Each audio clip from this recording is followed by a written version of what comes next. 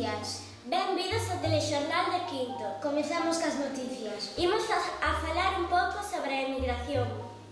En Galicia, máis de 58.000 persoas emigraron desde o inicio da crise. A xente vai ao estranxeiro e abandona as súas vivendas, os seus amigos, as súas familias. Damoslle paso a nosa corresponsal, Alba. Bos días, Alba. Bos días, Ivón. Contanos como vai por aí. Estamos aquí na Coruña cas persoas que se van ao estranxeiro. Parece que hai moito movimento, xa que moitas persoas non teñen traballo e buscanse en outros lugares o hai. Isto sigue aumentando xa que en outros tempos, como 1950, xa emigraban. E agora vamos a entrevistar a un emigrante. Bos días. Bos días. Como te chamas? Brais. A onde te dirixes? A América. Doite despedirte deste lugar? Si, despedirme da miña familia, dos meus amigos, do meu traballo e da miña vivenda. Devolvemos esa conexión. Agora vamos a falar sobre o traballo, algo que vem disminuído en España pola crise. O paro aumentou cerca do 3%. Hoxe en día hai moito paro en todos os lugares do mundo. Comunicámoslle con Brais, desde Viveiro no Sepe. Bos días, Brais. Bos días, Miriam. Estamos aquí no SEPE entrevistando a unha parada chamada Alba. Bos días. Bos días. Que tal? Pois como vou estar? Pois mal. Podías estar ben. Por que estás mal? Porque non teño traballo nin diñeiro para comer. Bueno, seguro que encontres traballo. Grazas.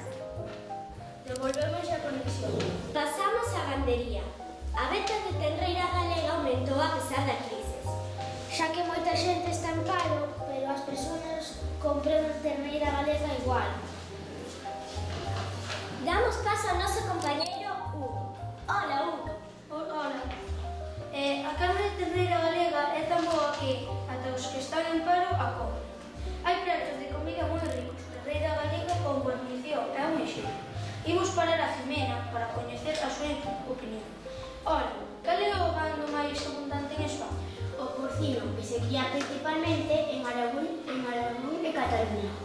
E cal é o prato de comida que máis lle gusta con terneira galega? A tortilla española con terneira galega. Devolvemos a conexión. Cambios de población. A comarca registra 670 mortes máis que nacementos. En 2013, na comarca da Coruña, xa se sabía que había máis mortes que nacementos. Damos paso á nosa compañeira Jimena. Hola, Jimena. Hola, Miriam. A comarca da Coruña registra 670 mortes máis que nacementos. En 2013, na comarca da Coruña, xa se sabía que había máis mortes que nacementos. As mortes fan que a comarca vaya disminuindo e se vaya quedando sen habitantes porque as parellas xa non teñen fillos e fillas. O crecemento natural é negativo porque hai máis mortalidade que natalidade. Registrase un alto número de funcións, sendo 670 mortes moito máis elevados que nacementos. A poboación é o número total de persoas que viven nun territorio. Ao morrer máis que nacer, disminuiu o número de habitantes, disminuindo así a poboación da Coruña. O crecemento natural negativo está presente en todos os países desenvolvidos. Devolvemos a conexión.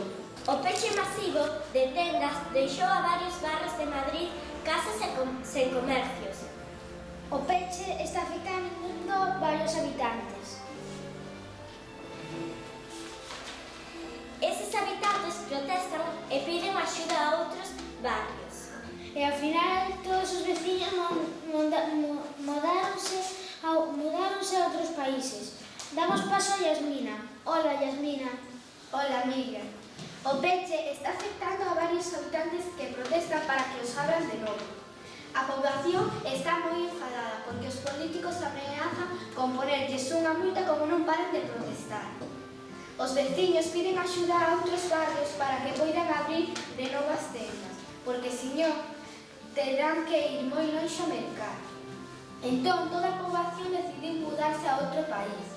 En ese país, a poboación aprende que o comercio é un servizo que pon en contacto os produtos obtidos nos sectores primario e secundario. Atopámonos na rúa que íbamos facerlles unha pregunta a un señor. E volveron a abrir os comercios de Madrid? Sí, porque porque senón Madrid quedaría completamente vacío. Tes pensado volver de novo a Madrid? Eu por min sí, pero polos meus fillos prefiro quedar. En que país vives? Pois vivo en Portugal, porque penso que é un país moi interesante. Tes traballo? Sí, E de que traballas? traballo de caixeira nun supermercado de Lisboa, a capital de Portugal. E aprendiches algo máis sobre o comercio? Sí, Que? pois aprendín que hai comercio de interior e comercio de exterior. Sabes falar portugués? Sí, E os teus fillos? tamén. Como aprendichedes? Pois aprendimos nunha academia de idiomas. Devolvemos a conexión co estudo. Turismo. Concellos mariscadores de Ribadeo valoran crear rutas de turismo mariñeiro. Esas rutas de turismo mariñeiro inauguraronse o día 23 de agosto de 2004. Ese mesmo día, dúas mariscadoras alquilaron un catamarán ao sector terciario. En un determinado día, o catamarán tuvo un accidente e afundiuse. Damos paso a Carla. Hola, Carla. Ola, Ivo, o día 24 de maio de 2004, o Concello e os mariscadores de Ribadeo reuníronse para valorar crear novas rutas de turismo mariñeiro. Esas rutas de turismo mariñeiro inauguráronse o día 23 de agosto de 2004. Ese mesmo día, dous mariscadores, Martín Estoese e Jorge Blanco, mercaron un catamarán ao sector terciario para que viaxasen en cada ruta 50 persoas. Irían ás bateas recoller mexillóns, incluindo a pesca no sector primario. O sector primario leva-os ao sector secundario para que os prepare e logo levanllo ao sector terciario, para que os poñan a venta. Pero un determinado día o catamarán fundiu e morreron 19 persoas, salvándose 30 e quedou un ferido grave. Entón, as mariscadoras decidiron pechar as novas rutas No 2006, o sector terciario decide abrir as rutas mariñeiras de novo porque aumentaron a seguridade nos barcos, e foi un éxito. Atopámonos aquí, en Ribadeo, con Jorge e Martina para facerlles unhas preguntas. Hola, Jorge. Hola, Martina. Mandáronvos mercar o catamarán ou mercástevolo vosotras? Mercábalo nosotras, porque queríamos que as persoas podan disfrutar do paisaxe marítimo. Que sentides despois do accidente? Moito despeto, Por qué? porque morreron moitas persoas. Como lograchides que se salvaran 31 persoas? Porque había algún salvavidas. E por que non se salvaron todos? Porque non lles deu tempo o catamarán a fundir. Canto tempo tardou a fundir o catamarán? Mais ou menos unha hora. Quen saltou primeiro ao mar? As nais e os seus fillos, e logo nosotros. Tiñades medo? Sí, porque pensábamos que íbamos a poder. Comprachedes outro catamarán? Sí, porque senón as rutas Sí, porque como as rutas volveron a abrir, habería que ter un barco para ir ás bateas para recoller mexillóns. Vai moita xente? Sí, é un éxito, pero ven menos xente que a que viña antes, polo ocurrido. Devolvemos a conexión. A semana pasada rescataron a 20 mineiros dos 27 que quedaron atrapados nunha mina de Nicaragua. Doulle paso a David, que se atopa na mina. Bos días, Bos días, Miriam. Rescatan a 20 mineiros dos 27 que quedaron atrapados nunha mina de Nicaragua. A semana pasada rescatan 20 mineiros dos 27 que quedaron atrapados nunha mina de Nicaragua. Houve un accidente no norte de Nicaragua, nunha mina de ouro. Usamos excavadoras para quitar a terra para salvar os mineiros que quedaron atrapados. Aquí temos a un dos mineiros que quedaron atrapados. Que facíades cando estabais atrapados? Prendimos lume e logo comezamos a falar. Sabes algo dos outros mineiros que quedaron atrapados? Sí, cando estábamos atrapados caemos do teito e separamos. E eres unha das poucas persoas que traballan na minería. Sí, iso é verdade. Devolvemos a conexión. Agricultura. Os xardíns de Europa. Vamos a facerlle unhas preguntas a un xardineiro que traballa en Europa. Damoslle paso a Janet, que está no xardín, que vai a facerlle preguntas ao xardineiro. Bos días, Janet. Imos a facerles unhas preguntas a un xardineiro que traballa en Europa. O Xardín de Europa é o xardín máis grande de Europa. Está en España. Planta moitos tulipanes, rosas, margaridas. Traballa moita xente no xardín, plantando, regando, etc. Aquí temos a un xardineiro de Europa.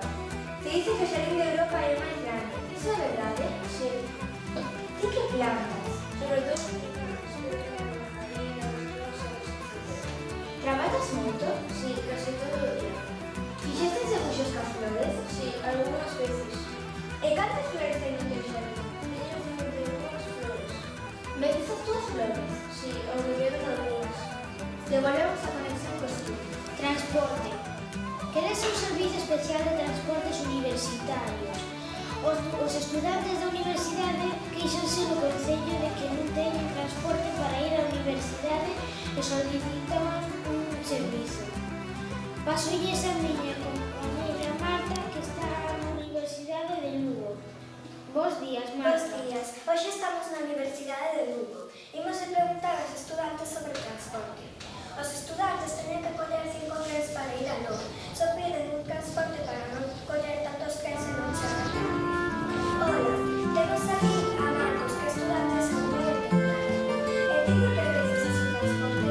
Eu quero un servizo para chegar a tempo. Por que queres un transporte? Queremos un servicio para ir á universidade porque xa non chegamos tarde. Eles o precisan porque o que queren chegar e teñen que camiñar un kilómetro. Eles piden un transporte de diriximento da universidade. Os profesores tamén se queixan porque esperan moito de vosotros. Imos preguntar. Temos aquí a Juan, o profesor de química. Canto tempo aproximadamente tarda a semana? Non lle falta por chegar tarde? Non, porque sabemos a ruta que teño que percorrer. Os pais tamén están preocupados. Imos preguntarlles a María, a Gabriela, a profesora. Os deberes están todos por que chegan tarde? Non, porque sabemos a que nos hai de primeiro plano. Devolvemos a conexión construcción. ACS construirá un acordo en Canadá por 1.250 millóns. ACS construirá un acordo en Canadá e pagará 1.850 millóns de euros. Esa acordo unirá Canadá con Camerón, Hearts, Basel e o meu compañeiro Oscar, que está en Canadá. Bos días. Estamos en Canadá e tamén pero de bloquear a clase que lle parece que nos parece bom.